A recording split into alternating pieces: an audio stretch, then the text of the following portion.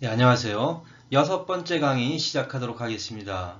여섯 번째 강의의 첫 번째 주제는 영어는 합리적 이해를 바탕으로 한다라는 주제를 가지고 얘기하도록 하겠습니다. 여기 간단한 예문이 하나 있는데요. Mom made me a doll이라는 이런 예문입니다. 근데 이 예문은 이론적으로 보면 두 가지 해석이 가능합니다. 첫 번째는요, 이 예문을 주체행위 2번 예문으로 봐서 이것을 made 동사의 목적어로 봅니다. 그러면은 엄마는 만들었다, 나를 인형으로 라고 이런 해석도 가능하고요. 또 다른 하나는 이 예문을 주체행위 3번 예문으로도 볼 수 있습니다. 주체행위 3번 누구에게 무엇을 주었다라는 기본 의미를 가진 주체행위 3번으로 봐서요. 엄마는 나에게 인형을 만들어 주었다라는 해석도 가능합니다. 우리말은 누구를 인형으로 만들었으면 누구를 인형으로 만들었다라고 얘기하고 누구에게 인형을 만들어 주었으면 누구에게 인형을 만들어 주었다라고 이렇게 구체적으로 표현합니다. 그래서 듣는 사람이 혼란의 여지가 없습니다. 하지만 영어는 단순합니다. 그렇기 때문에 듣는 사람이 제대로 합리적으로 이해하지 못하면 오역을 하거나 오해를 할 수 있는 여지가 얼마든지 있습니다. 이 경우 전체의 문맥을 따라서 물론 이 첫 번째 해석도 가능하겠죠. 나를 인형으로 만들었다는 이런 해석도 얼마든지 전체 문맥을 본다면 가능할 수도 있습니다. 하지만 여기에서 이것만 놓고 본다면 이것을 엄마가 나를 인형으로 만들었다라고 이렇게 이해하기보다는 Mom made me a doll을 나에게 인형을 만들어 주었다라고 이렇게 이해하는 것이 합리적인 이해라고 할 수 있을 것입니다. 제가 이 강의 첫 번째 제목을 영어는 합리적 이해를 바탕으로 한다라고 정한 것이 바로 이렇게 우리가 영어 문장을 보면서 문맥에 맞게 의도적으로 합리적으로 이해하려고 노력하지 않으면 영어를 잘하는 사람이나 못하는 사람이나 똑같이 오역을 할 가능성이 있기 때문입니다. 그래서 의도적으로 항상 혼란의 여지가 있는 예문은 좀 더 정확하게 의도적으로 합리적으로 이해하려고 노력해야 한다는 것이 제 생각입니다. 그 아래 예문을 보면 I hurried her to the hospital 이라는 이런 예문이 있습니다. 이 예문을 보면 I hurried her를 마치 나는 그녀를 서두르게 했다라고 이렇게 해석하는 것도 가능할 것입니다. 하지만 전체 문맥에서 볼 때 이 뒤에 to the hospital이 있기 때문에 병원으로 간다는 이런 내용이 나와 있기 때문에 이 예문은 나는 서둘러 그녀를 병원에 데려갔다라고 이해하는 것이 합리적일 것입니다. 그 아래 예문을 보면 I drove her home이라는 이런 예문인데요. I drove her를 나는 그녀를 운전했다라고는 이해할 수 없는 내용 아니겠습니까? 그래서 여기 홈이 있기 때문에 집에 간다는 내용입니다. 그래서 나는 운전해서 그녀를 집에 데려다 주었다 또는 바래다 주었다라고 이해하는 것이 합리적일 것입니다. 여기 hospital 앞에는 to가 있습니다. 하지만 home 앞에는 to가 없는데요. 그 이유는 home 자체에 이미 to 또는 in이라는 의미를 가지고 있습니다. home은. 그래서 중복해서 다시 to를 쓰지 않고 그냥 home으로만 표현해도 집에 간다는 의미가 될 수 있습니다. 그 아래 예문을 보시면요. I walked her를 그녀를 걷게 했다라고 이해하기보다는 나는 걸어서 그녀를 집에 데려갔다라는 이런 내용이 되겠습니다. 만일 여기 her가 없다면 또 여기서도요, 모두 허가 없다면 주어가 병원에 가고, 주어가 집에 가고, 주어가 집에 가는 내용이 되겠죠. 하지만 여기 목적어라는 것이 있으면 이 목적어가 병원에 가고, 목적어가 집에 가고, 또 역시 목적어가 집에 가는 이런 내용이 된다는 것을 기억해 주시기 바랍니다. 여기 사전에 나와 있는 by에 대한 정의들을 이렇게 모아봤습니다.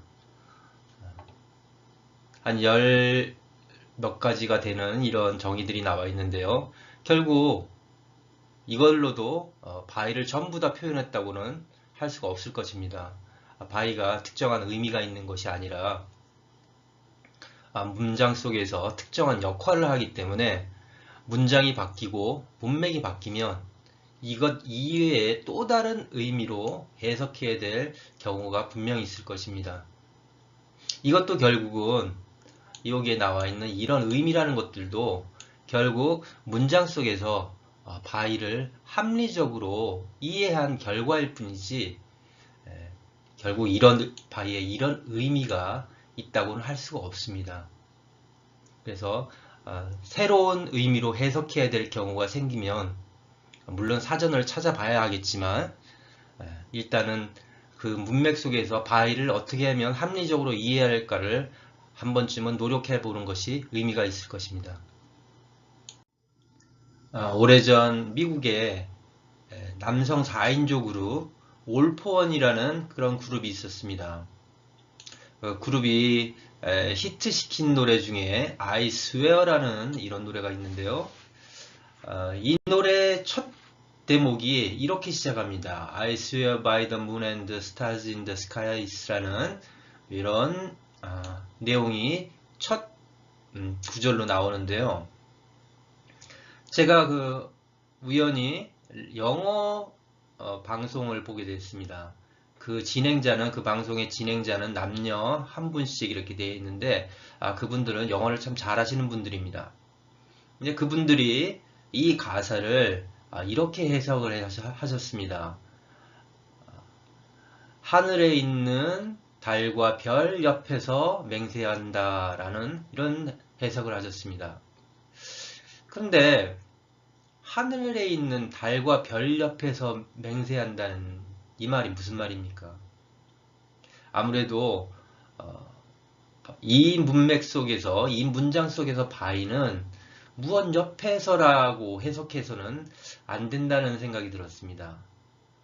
그 이유는 문맥상 옆이라는 의미하고는 어울리지 않는 문장이기 때문입니다. 그럼 이 문맥 속에서 by는 어떻게 이해해야 할까라고 고민을 했습니다.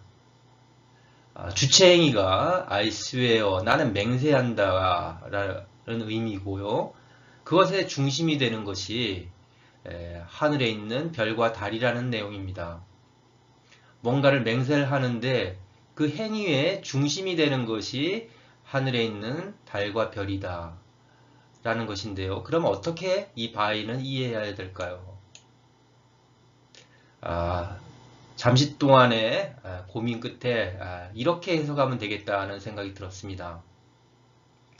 하늘에 있는 달과 별을 걸고 맹세할게 라고 해석하면 문맥에 딱 어울리는 해석이 되겠다라는 생각이 들었습니다. 그래서 확인해 보기 위해서 사전을 찾아보았더니 swear to God은 신에게 맹세한다는 의미가 되고요. swear by God은 신을 걸고 맹세한다라는 내용이 나와 있었습니다. 이 해석을 달과 별 옆에서라고 해석하신 이 두 분들은 영어를 잘하시는 분들임에도 불구하고 방심하신 탓에 문맥을 무시하시고 그냥 편한 대로 아는 범위 내에서 이렇게 by를 무언 옆에라고 해석하셨기 때문에 이런 오역을 하시게 된 것 같습니다. 영어를 잘하고 못하고에 상관없이 누구나 이렇게 문맥을 무시한 채 해석을 하다 보면 오역을 하기 일쑤가 됩니다. 항상 문맥에 맞춰서 문맥에 맞게 합리적으로 이해하려고 하고 합리적인 이해가 이루지 못한다면은 사전을 찾아본다든가 해서 그 문맥에 맞는 의미를 찾으려고 의도적으로 노력해야 한다는 것이 제가 말씀드리고 싶은 내용입니다. 이 밑에 이런 내용을 지난번 바이를 배울 때 제가 이 내용을 빼놓아서 여기 다시 가져왔습니다. 여기 4 곱하기 2는 4 by 2라고 이렇게도 표현이 가능합니다. 그 이유는 결국 4를 곱한다는 것은 4를 배로 한다는 것인데 그 몇 배로 할 것이냐, 그 배수의 중심이 되는 것이 바로 2이기 때문에 2가 결국 중심이 되는 역할을 하는 것입니다. 그래서 이 앞에는 by를 이렇게 쓸 수가 있는 것이죠. 그리고 이런 사각형을 표현할 때도 이것이 4라면 4고 이것이 2라면 이 앞에 바로 by를 이렇게 써줄 수가 있습니다. 이번 강의 두 번째 주제는 영어의 전치사는 기성복이다 라는 이런 내용입니다. 반면에 우리말 조사는 맞춤복이다 라고도 할 수가 있습니다. 맞춤복이라는 것은 옷을 사람에 맞춥니다. 사람의 키나 팔 길이, 다리 길이, 허리 둘레를 모두 잰 후에 옷을 사람에 딱 맞게 맞춰서 입는 것이 맞춤복입니다. 이런 맞춤복처럼 우리말 조사는 그 말에 맞게 말이 바뀔 때마다 그 말에 맞춰서 조사를 딱 맞는 조사를 골라서 사용합니다. 반면에 영어의 전치사는 기성복이다라고 할 수 있습니다. 기성복은 옷을 사람에 맞추는 것이 아니라 사람을 옷에 맞춥니다. 몇 개의 치수를 정해놓고 그 치수대로 옷을 만든 후에 사람을 그 옷에 맞춰서 입는 것입니다. 조금 크거나 조금 작아도 관계가 없습니다. 가장 적당하다 싶으면 그 옷을 골라 입는 방법밖에 없지 그것을 달리 선택할 수 있는 여지가 있는 것이 아닙니다. 좀 작아도 입어야 되고 좀 커도 입어야 하는 것이 기성복입니다. 영어의 전치사는 바로 이런 기성복처럼 딱딱 맞추는 것이 아니라 사람의 몸에 딱딱 맞추거나 문장에 딱딱 맞추는 것이 아니라 기성복처럼 이미 정해져 있는 전치사 중에서 가장 어울리는 전치사를 골라 쓰는 것과 같습니다. 우리가 옷을 사려고 옷 매장에 가면 가장 내 몸에 어울리는 치수의 옷을 골라 입듯이 영어의 전치사 역시 가장 어울리는 전치사를 골라 쓰신다고 생각하시면 됩니다. 영어를 말을 하거나 영어로 글을 쓰실 때 어떤 전치사를 쓸 것이냐는 그 문맥에서 가장 어울리는 전치사가 무엇일까라고 고민하시고 가장 어울리고 적절한 것을 골라 쓰신다고 생각하시면 되겠습니다. 마치 내 몸이 스몰 사이즈가 어울린다면 스몰 사이즈를 입으시면 되고요. 105 사이즈가 어울리신다고 생각하면 105 사이즈를 입으시면 되고 또 혹은 라지 사이즈가 어울리시면 라지 사이즈를 골라 입듯이 가장 어울리는 전치사 하나를 골라 쓰신다고 생각하시면 됩니다. 딱 맞는 전치사가 아닌 가장 어울리는 전치사를 골라 써야 되겠다고 생각하시면 됩니다. 여기 예문이 하나 있습니다. She blew the candles on a birthday cake 이라는 이런 예문이 있는데요. 그녀는 촛불을 불었습니다. on a birthday cake 그녀의 생일 케이크에 있는 이라고 이렇게 보충 설명을 했는데요. 이것은 역시 이 캔들을 보충 설명하는 것이겠죠. 그녀의 생일 케이크에 있는 초라고 이렇게 보충 설명을 붙였고요.